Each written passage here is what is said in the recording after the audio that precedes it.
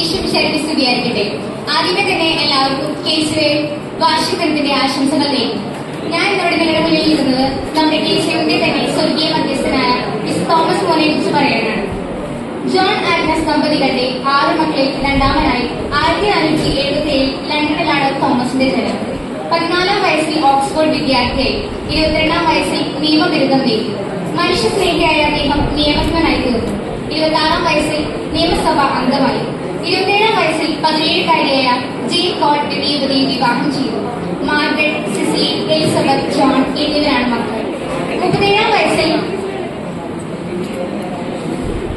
സംരക്ഷകനും സ്ഥാനാപതിയുമായ Thomas 43-ാം വയസ്സിൽ ലണ്ടന്റെ ധനകാര്യാലയത്തിൽ ഉപാധ്യക്ഷൻ, ജനസഭയുടെ speaker, Oxford Cambridge സർവകലാശാലകളുടെ രക്ഷാധികാരി എന്നീ ഉന്നത പദവികളാൽ അലങ്കൃതനായി. ഉയർന്ന നീതിബോധമുണ്ടായിരുന്ന അദ്ദേഹത്തിന് നിർദ്ദയം തെറ്റുകളും ചൂണ്ടിക്കാണിക്കാൻ മടിയുണ്ടായിരുന്നില്ല.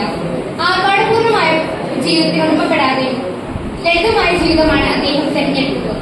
1829-ൽ ഹെൻറി 8-ാമൻ രാജാവ് ഇംഗ്ലണ്ടിലെ തന്നെ സമുന്നത പദവിയായ ലോർഡ് ചാൻസലർ എന്ന സ്ഥാനത്തേക്ക് അദ്ദേഹത്തെ മാറ്റി. എന്നാൽ തന്നെ ഉന്നത പദവിയിലേക്ക് കൈപിടിച്ചുയർത്തിയ രാജാവിന്റെ അധാർമ്മയ്ക്ക് കൂട്ടുനിൽക്കാൻ അദ്ദേഹം തയ്യാറായിരുന്നില്ല.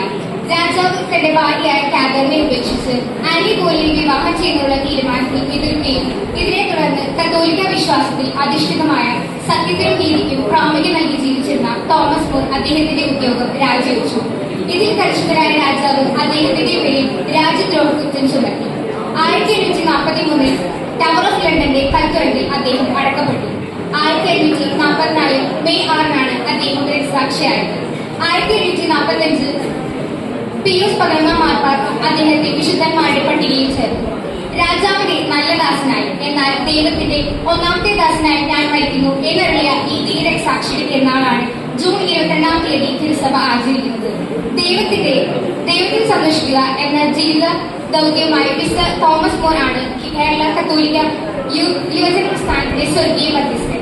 ഇടവകയിലൂടെ ലോകത്തെ നൽകിയിരിക്കുക എന്ന KCR ലക്ഷ്യത്തിൽ നാം ഓരോരുത്തർക്കും നമ്മുടെ ജീവിതത്തിന്റെ ഭാഗമാക്കാൻ സാധിക്കട്ടെ എന്ന് ആശംസിച്ചു ഞാൻ എന്റെ വാക്കുകൾ നിർത്തുന്നു.